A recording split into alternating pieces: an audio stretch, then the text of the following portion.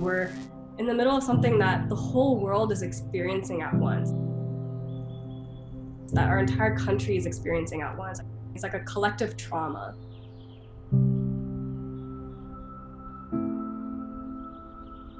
What I've personally been dealing with as a council member, just feeling the sense of like helplessness and powerlessness.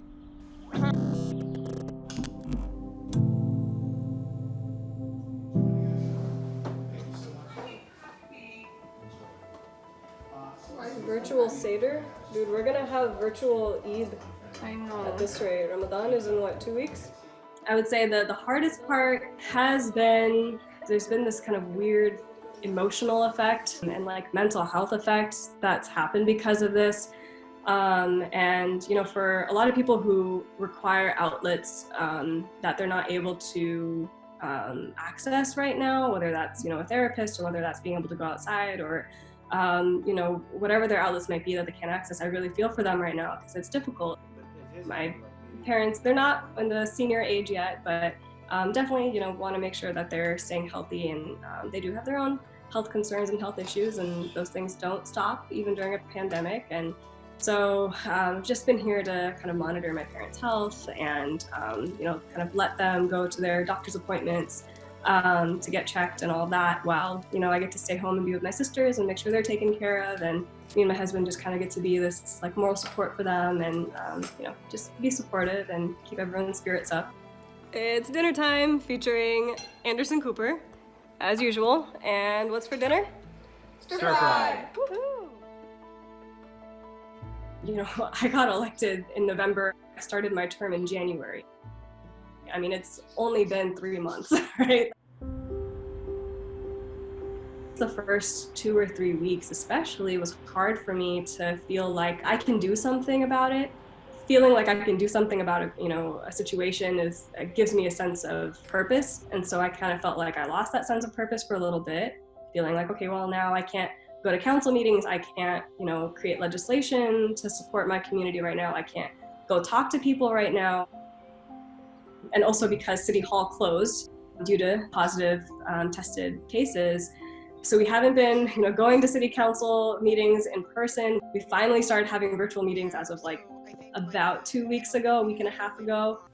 Hi, I hope you're doing well. This is Varisha Khan. You know, it really took a while for, and a lot of, you know, council members just kind of kept asking, well, what's our job right now? What are we expected to do? And I think even a lot of staff were trying to figure that out. But, you know, so a couple of weeks ago, the mayor was like, well, you know, you can make sure you're staying home, staying safe, and direct people to the website, kind of be this informational body. And we're like, well, we don't think that's really all that we can do. So we've been kind of figuring out our policy-making roles, our, you know, just in general legislative roles. Here it is. This is a workspace. So as you can see, 2 computers that I've been working on, my city computer, my personal computer, 2 notebooks, my city phone right there. Once I finally got myself in a place where I felt like I can go, you know, go do some homework, go get those answers, go figure out how we're supposed to function right now, I realized that I do have a lot more power than I thought. And by me having that power to make, you know, policies to support our community, I'm bringing that agency back to the community. Next, we have another new business item is to approve an emergency proclamation imposing a moratorium on late fees and charges for delinquent rent payments and taking additional actions to assist the Redmond community in response to the COVID-19 pandemic. I drafted a moratorium a few weeks ago on evictions, rental evictions, basically supporting whatever the governor has passed. And then also to add on to that, late fees. It's a moratorium on late fees for rent, as well as for utilities. Khan, very much aye. Fields, aye. Forsyth, aye. Anderson, aye. Excellent, and that passes 7-0. And so your council has just now passed this emergency proclamation, and that will go into effect now. And we will do our part as the city to make sure that information gets out to everywhere it needs to. Thank you, all of you, for your hard work on this. It's been a really challenging time for everyone, so I really appreciate that. So, you know, it took long enough, but finally, like, we were able to get that passed, and I'm like, I feel so grateful, and I feel so blessed to be in this position where I can help the community, because I don't know. I mean, the reality is, if I did not propose the legislation that I proposed, the moratorium, the evictions and moratorium and rental assistance, I don't know who would have. Oh my God.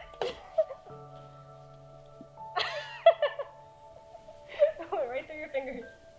And I would say that's even apart from being an elected official, because I mean, just as an individual, as a human being right now, you just feel like, oh my God, everyone's suffering and struggling around me. The people closest to me are struggling right now. Like, you just feel like your hands are tied. So I kind of had to find ways to, kind of self-soothe. And this is a time where privilege matters.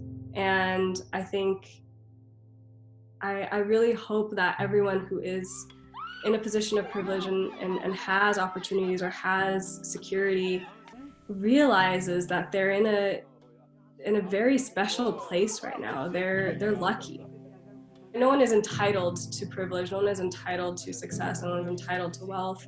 And for us all to be able to use our privilege and our capabilities and what's within our reach to help others. That's it. That's it. Oh no. Oh no. Oh no.